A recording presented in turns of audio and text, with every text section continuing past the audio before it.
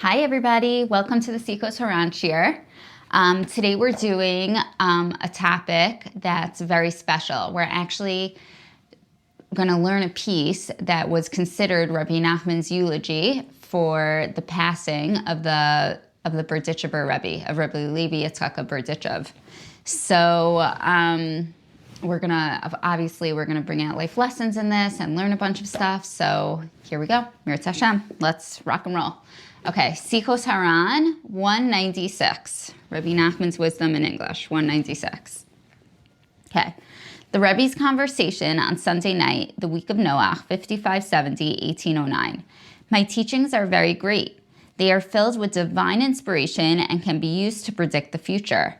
Listen carefully and pay close attention to my lessons. You will see the future. After things happen, you will also see that they were predicted in my lessons. It has been set forth in my teachings. So Rebbe Nachman saying on Parshas Noach, look deep into my teachings and you'll see the Ruach HaKodesh that lies within it. I heard this after the Shabbos of Parshas Bereshit. I had come to the Rebbe, this is Rebbe Nachman talking, on Sunday night to show him the lesson. The lesson is called, In the Beginning, Bereshis, Before the Eyes of All Israel. Likutei Moharan, Tanina 67. That week, we actually saw the Rebbe's words come true. The lesson of that Shabbos had actually revealed deep secrets and predicted future events. On the previous Thursday, the 25th of Tishrei, the famed Tzaddik and holy light Rebbe Levi Yitzchak of Berditchev passed away. Friday night was the Shabbos of Bereshis, and the Rebbe revealed this lesson in the beginning before all the eyes of all Israel. In this lesson, the Rebbe spoke of the glory of Israel. He said that when a Tzaddik passes away, this glory of Israel is eclipsed. News of Rebbe Levi Yitzchak's passing did not reach us until the following Monday. When the Rebbe revealed this lesson, we had no idea of his inference. When we later heard of the passing of this great tzaddik, we then understood the Rebbe's meaning. The lesson speaks of the eclipse of the glory of Israel, a title that the Rebbe had often given to Rebbe Levi Yitzchak. He also spoke of him as the attribute of tefillin. So basically, Rebbe Nachman gave this drasha on Parshas Bereshis, this Torah that Mirz Hashem we're going to learn in Likutei Moharan, and everyone. And okay, they loved it and they thought it was a great Torah, but they didn't realize that it was really this eulogy for Rebbe Levi Yitzchak. And because word didn't come to them yet that Rebbe Levi Yitzchak died. So but then when they looked back at it, they saw how really Rebbe Nachman was talking about Rebbe Levi Yitzchak the entire time through this Torah. Esrogim had not been available that year and only arrived miraculously at the last moment. The Rebbe said that he knew Esrogim would come, for he trusted in the Tzaddikim of our generation, particularly in the great Tzaddik, Rebbe Levi Yitzchak, the glory of our congregation. Therefore, it is obvious that with divine inspiration, the Rebbe revealed in that lesson that the sainted Rebbe Levi Yitzchak had passed on. Look carefully into this lesson, and you will see that it all speaks about this. Search, and you will find it. When the Rebbe saw this lesson in writing, he also said, the religious exhortations in my lessons are very deep and wondrous. Had this been delivered as a sermon, it would have aroused you and broken your heart. For it is all very great, logical, moral exhortation. Do as I told you and make my lessons into prayers. When you bring this lesson into words of inspiration and prayer, it will greatly inspire you and break your heart. So here is another source. There's a bunch where Rebbe Nachman's saying, take my Torah and turn it into a prayer. And we know that Rebbe Nachman wrote Likutei Tfilos, and Rebbe Nachman was very into, I hope this wasn't not ruining the audio the whole time. My jacket was hitting it. I'll put it on the outside of my jacket. Okay. Rebbe Nachman was very into turning Torah into tfilos, and he's known to say also if somebody came to him, what's better, Torah learning or prayer? And he answered, pray, learn, pray, because you need the Torah. There's no question that we need the Torah. That's Hashem's way of talking to us. I think he says in another piece that the Torah is Hashem's name. Like, that's how we connect to him. But like, don't just look at it as an intellectual pursuit. Bring it into your heart. Like, make it into a prayer and like yearn to understand it, yearn to be involved in it, learn to know Hashem from it. Okay, so we're going to do also Sichot 197 because it's also about Rebbe Levi Yitzchak. It's connected. So yay, today we get to do 2 Sichot. Okay, so Sichot HaRan 197. The Rebbe said that even the average individual should feel the loss of a tzaddik like Rebbe Levi Yitzchak. Everyone now feels that there is something lacking in the world. There is a depressed mood everywhere. One person might feel it in his business, which no longer runs as smoothly as before. Another might feel it in his bones, which somehow seem displaced. The Rebbe then gave several other examples.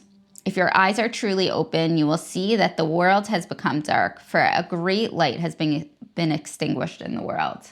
Right? We know this, like when a tzaddik dies, like it's just, there's a piece of us that gets lost, like with it. We find many things that change in the world when a tzaddik passes on. The Talmud tells us that when Rabbi Yossi passed away, the sprouts of the city poured forth blood. In many other instances, the world was changed by the death of tzaddikim. Many had reported that flames had been rising from Rabbi Levi Yitzchak's bi'er. The Rabbi said, the rumor does not seem probable, for the generation is not worthy, but the tzaddik himself was certainly worthy of a pillar of fire at the same time of his death. A true leader has died. He was the leader of the Jewish people. Even when a non-Jewish leader or prince dies, it causes changes in the stars. How much more is this true of a leader of the Jews? So Rebbe Nachman said, even like somebody, a powerful person, no matter,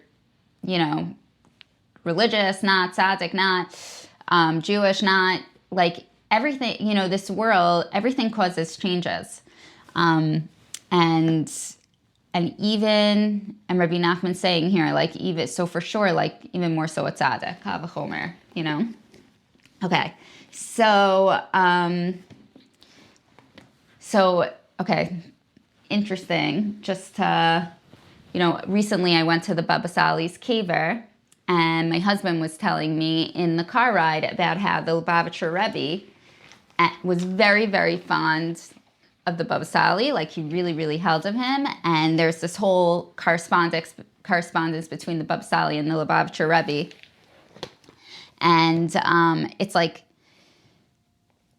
with tzaddikim, things are able to happen on a soul level. Like Rabbi Nachman knew about Rebbe Levi Yitzchak's passing before word got to Umam, where they were living at that time, right? Or maybe they were living in Breslov, but word got out about this, and sorry, I'm stumbling over myself. Okay, word did not get out about it, but Rebbe Nachman already knew. And so when I was like looking up this whole Baba Sali Lubavitcher Rebbe thing, basically the Baba Sali came to Israel from Morocco, and he was burdened by the people. Baba Sali was a huge, huge tzaddik, tremendous person, and people wouldn't leave him alone. Like, they kept on coming to him and coming to him and coming to him. And he sent a letter to the Lubavitcher Rebbe saying, I know you are the tzaddik ha'emes of the generation, and I know that you like with beautiful praises and this really, really beautiful letter. And he's like, please, like, let me just be a nobody in your court. Like, let me just come to your court and hide, and then I could learn, and then I could do what I need to do, and I don't need to be burdened by everybody.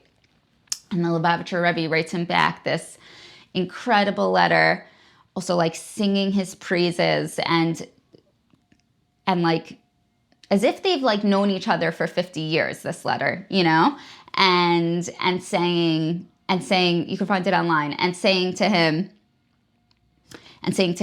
like, listen, like, this is your tafkid. Like, you can't come to my court. You have to stay in Art Yisrael and do what you're meant to do and help the people around you. So I was like further researching. I'm like, did the Baba Sali ever meet the Lubavitcher Rebbe? And, Lubavitcher Rebbe was in New York, and the Baba Sali was here in Morocco. And the answer is no. He never met him. It's like but they're tzaddikim, and the tzaddikim know each other on soul levels, and they're able, I don't know how, because I'm not there, I can't explain it, but they're aware of each other, and they know each other's greatness even without meeting. And it's a pretty miraculous thing. So just to tell a few stories of Rebbe Levi Yitzchak as well. I think my favorite story about Rebbe Levi Yitzchak. So Rebbe Levi Yitzchak, the Berditchever, was known to be the defender of the Jews. He, whatever small thing, small mitzvah that he saw, he would, raise his eyes to Shemayim and be like, look, Hashem, look at your amazing nation, look at your holy people who are able to, who just like follow your will and do their best they could. So my favorite story is that the Rebbe Levi Yitzchak was, it was right before Pesach, and he turned to his Gebaim and he says to his Gebaim, go around to every Jew in the community and get me cigarettes. I want a lot of cigarettes. Now, cigarettes were illegal then. The Tsar didn't allow cigarettes. And his Gebaim were like, okay, weird request, Erev Pesach. Like, we have a lot to do, but sure, they listened to what he said. And they ran around and they brought back pounds and pounds and pounds of cigarettes. And Rebbe Levi Yitzchak was like, awesome. He's like, okay, now go around and ask the Jews, tell them I need vodka. And vodka is chametz. And the Gebaim were like, vodka Erev Pesach? Nobody's going to have vodka Erev Pesach. And he's like, I want you to go. And vodka was also illegal in those days. So the Gebaim went around and they came back with nothing. Of course, no Jew would have vodka Erev Pesach, And at that point, so they come back to Rebbe Levi Yitzchak and they say, we couldn't find an ounce of vodka. Like, we're sorry, And Rebbe Levi Yitzchak looked up to Shemayim and he said, you see, Hashem, look at your amazing nation. Look at your holy nation. Do they listen to the king of the country? They don't listen to the king of the country. They have pounds of cigarettes. I have pounds of cigarettes here. But do they listen to your word, the king of kings? 100%. And there's other stories about him that one time it was this freezing snowy night and, he saw a simple Jew who had to grease the tires of his wagon. And obviously it was freezing cold and the Jew wasn't all that happy. And he's greasing the wheel and he's like cursing, but at the same time he remembers he has to daven. So he's like mumbling tefillos and cursing as he's like greasing his wheel. And Rebbe Levi Yitzchak looks up to Shemayim again and he's like, Master of the world, look at this Jew. Look, his mind is burdened and his heart is heavy and still he's singing praises to you, And this is who Rebbe Levi Yitzchak was. But I also want to say that Rebbe Nachman teaches us and many other big tzaddikim teach us, like this is what the tzaddik comes, and we're going to go deeper into this in the Likutei Moharan piece, but this is what tzaddik comes to do. Like the tzaddik comes to look at the nation and lift us up. And just like Rebbe Levi Yitzchak did, right? And Rebbe Nachman did. He comes and he lifts us up and makes us feel like we're worthy and makes us feel seen and special. And from there, like we're able to bring ourselves to teshuvah. So I'm gonna set this on pause for now and we'll go deeper into it shortly. So we're doing the Torah that's referred to in the Sichot HaRan piece. So it's Likutei Moharan Tanina, 67, Torah 67. Okay, Bereshis Le'nei Kol Yisrael. So this was Parshas Noach, this was actually, it was the first Shabbos after Simchas Torah, okay? And it was like customary, it might still be customary, but I don't know, but it was customary to like connect the first words of the Torah to the last words of the Torah. So this Torah is called Bereshit, which is the first words of the Torah, Le'enei Kol Yisrael, last words of the Torah, in the eyes of all Yisrael. Okay. There are clouds which cover the eyes, as is brought. These are greater Rome and minor Rome, from the Zohar. And this is the concept of the clouds return after the rain, from Koheles. This refers to eyesight, which is weakened as a result of weeping. As our sages of blessed memory taught, on account of weeping, the light of the eyes weakens and fades away. So Rabbi Nachman opens about cloudy eyes, about not seeing about a darkness that comes into the world. And his Hasidim didn't know at the time, but me and you know, because we just learned it, that he's talking about the cloudiness that comes into the eyes from losing a big tzaddik, from losing the Berditchever. So, okay, so there are these clouds, right, which cover the eyes. And he calls it greater Rome and minor Rome. I mean, the Zohar calls it that. And, Rome, like that's talking about, Rebbe Nachman's hinting at like the destruction of the Beis HaMikdash here. And, when you would come to the Beis HaMikdash, you would bring a korban re'iyah. You would bring a korban of seeing. And Rebbe Nachman's, it was known that when you go to the Beis HaMikdash, that was a place where you'd feel seen, where you'd feel heard, where you know what to focus on, what to work on, where you're at, all these questions that we have now. When we had the Beis HaMikdash, it was answered there. So, and when it got destroyed, when the Beis HaMikdash got destroyed with greater Rome and minor Rome, then this cloudiness happened, and we lost ourselves in it. We lost ourselves from this destruction. And it's the same thing with the tzaddikim. Like the tzaddikim are there to see us and to bring us out of this. I heard Rav Levi say over Shabbos, we think everything is stam. We think everything is just regular.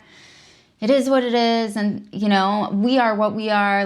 Everything's just stam, happenstance, I guess, is a way to describe it. But the tzaddikim, they're here to pull us out of that and to make us see, no, nothing is stam. Everything is grand, and you're grand, and you count, and you matter, and what you do matters, and it's all not in a shameful way, but in a loving way, you're the heart of the world, you're the eyes of the world. That's what the tzaddikim come to show us, and it was the same, and as well as the Beis HaMikdash was there for that too. So Rabbi Nachman says, on account of weeping, the light of the eyes weakens and fades away. So this is a reference to Chet HaMeraglim, when we cry for things that aren't worthy of our tears. So, and this is the concept of the light going down in the west.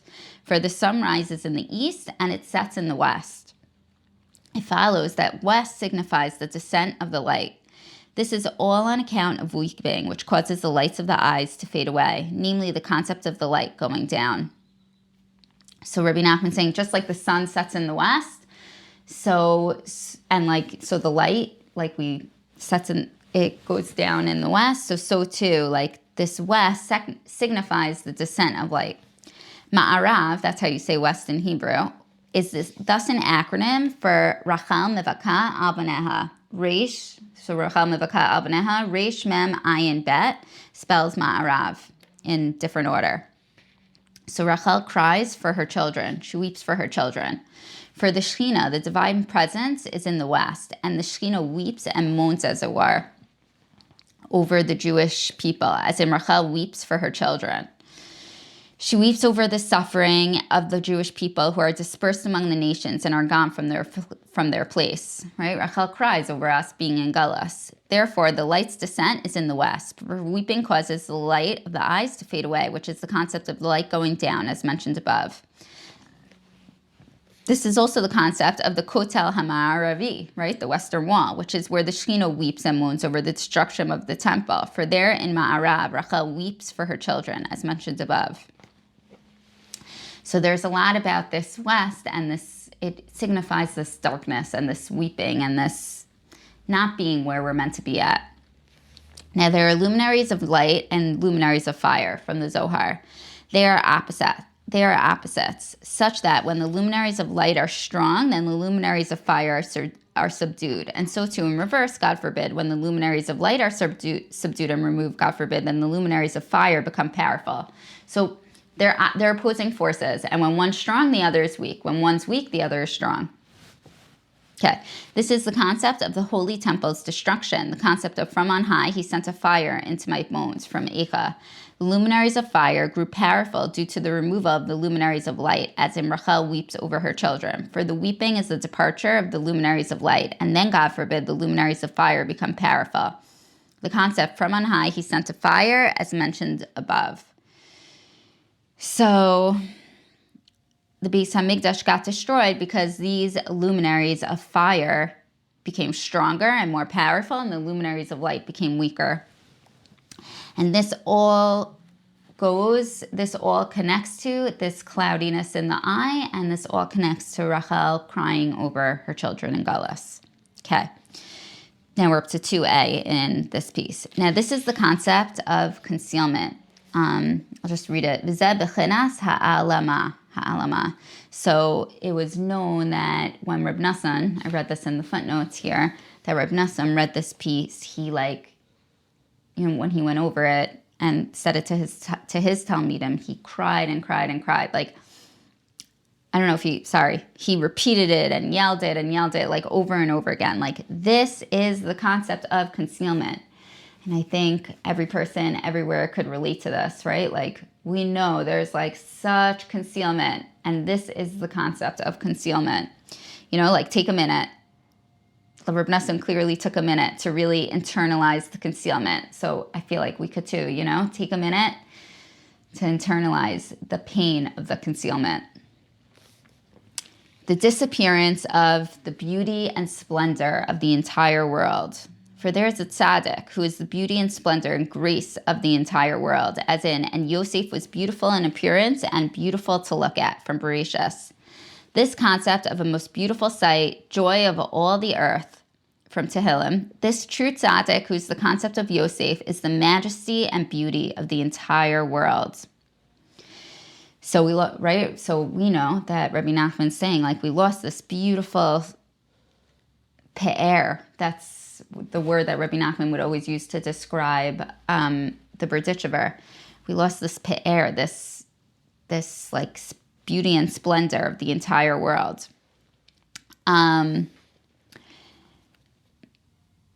This true tzaddik, who's the concept of Yosef, is the majesty and beauty of the entire world. And when this beauty and splendor is revealed in the world, when the tzaddik, who's the beauty and splendor of the entire world, becomes renowned and important in the world, then people's eyes are opened. Right? So like when we lose a tzaddik, our eyes are dimmed. But when the tzaddik is in his rightful place, then our eyes are open. Because again, like it's what we were saying before, specifically about the Berditchever, but all tzaddikim, how like they make us see that we matter. They make us see that what we do is important.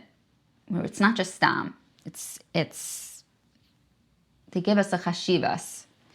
Whoever is encompassed in the genuine grace of the tzaddik, who is the grace of the beauty of the world, he gets closer to him and becomes included in him. His eyes are opened and he can see.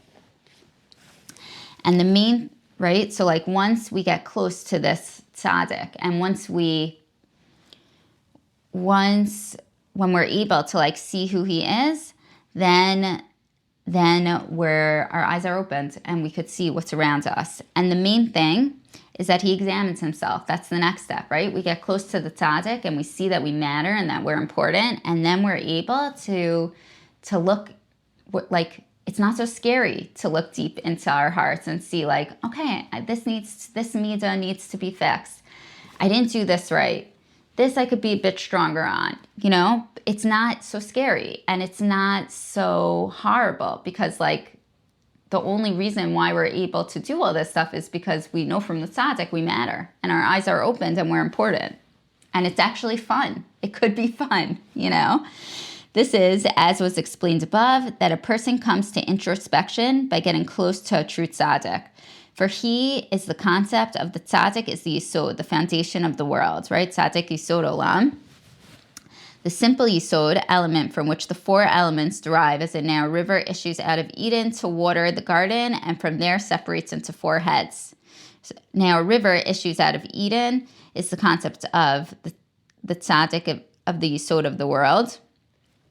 Tzaddik Yisod Olam, the simple Yisod, and from there it separates into 4 heads, the 4 Yisodot, which derive from the Tzaddik. So this is in Bereshis, there's a river that comes out of Gan Eden, and then it separates into 4 heads. Now the Tzaddik represents this main river that's coming out of Gan Eden. And then it's split into these 4 Yisodot. Thus, when a person gets close to him, it is right that it lead him into introspection to see where he stands in the various facets of his character.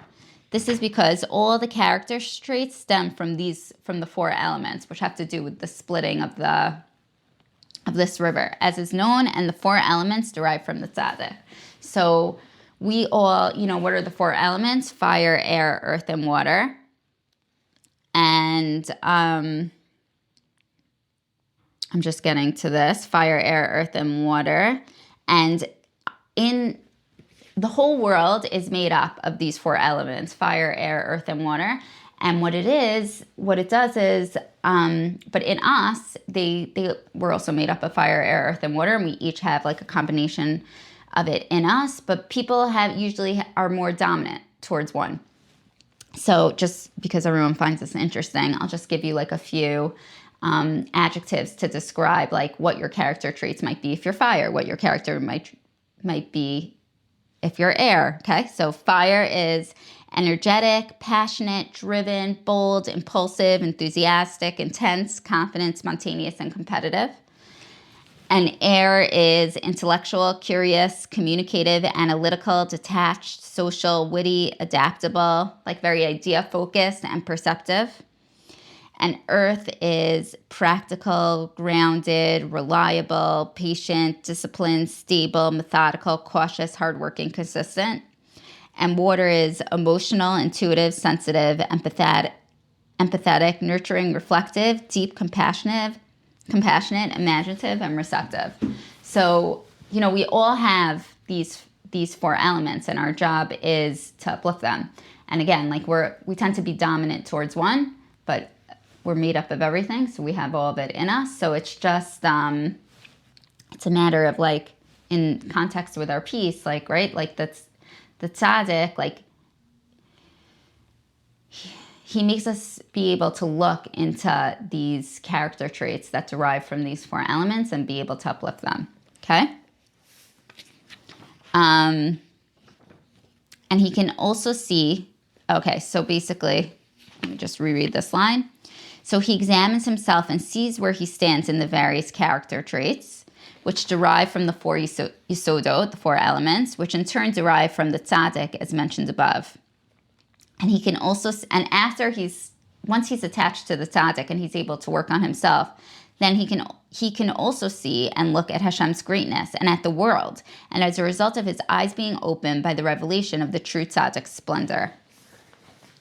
So this is like, this is a big difference in what we believe. We believe that the tzaddik, like the tzaddik makes us look internally. And like the second we come to a high spiritual level, right away, the tzaddik makes us turn to Hashem. That's what I'm trying to say. Like, we don't believe in the tzaddik's power on his own. And the tzaddik's whole mission is to just bring us Jewish people closer to Hashem. And that's what he's getting at here. So again, we work on ourselves. Right away, we look to see Hashem's greatness, and we see the world at large and try to help it.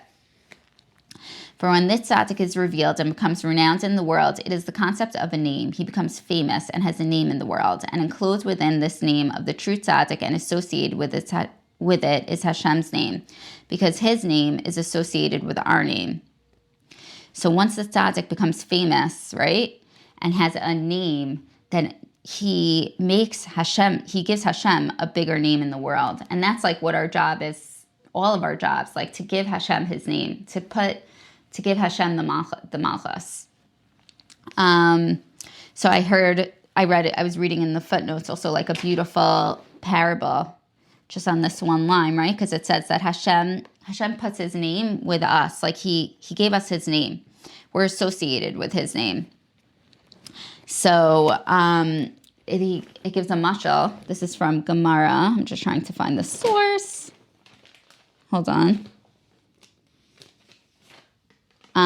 Rabbi Yanai. Okay, so he says, like, imagine like a king with this beautiful, glorious, huge, tremendous palace, and the king has like a little key, and he's like, I'm gonna lose this tiny key. Like, I need to attach a keychain to it, right? So that way it's bigger and it's more noticeable. Maybe it's bright red keychain, right? So that way I don't lose this key.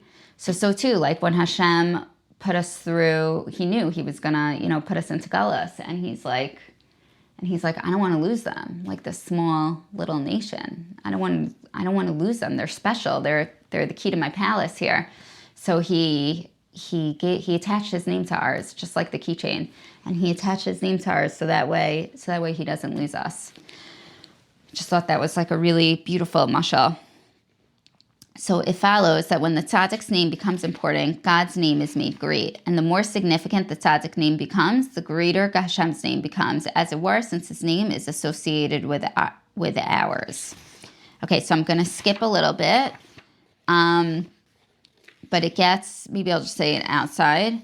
But like how we started with the quote, Bereshit le'enei kol Yisrael. So Rebbe Nachman goes on to say that Bereshit ends up being Rosh Bayit, like the head of the house, which is really the Tzaddik Yisod Olam. Like he's the head of the house, and what he does, le'enei kol Yisrael, like he enlightens all the eyes of Israel. And that's what we're coming to, that's what we're hoping for, right? So I just want to, and remember, like this, when we speak about tzaddikim, we're talking about like finding the good in us, like just like the Berditchever did, right? Like he found this good in us, and he highlighted this good in us, and he made us feel like we're not stam, like we matter, and like because of that, we're able to like look into our hearts and like figure out what we need to work on and just turn our hearts towards Hashem with like teshuvah shlema. So I just want to give us, like we said before, right? Like in the original Sikha, you have to always turn your Torah into tefillah. So I just want to give us all a bracha that we should be attached to the Tzaddik HaEmes, and we should see every day and every moment that we matter and that we're important, and from there, like really be able to turn our hearts to Hashem and get excited about avodas Hashem, and get excited about living to our fullest potentials, and change the world and brings Hashem's name down into this world. Okay, thank you very much for listening, and have a great day.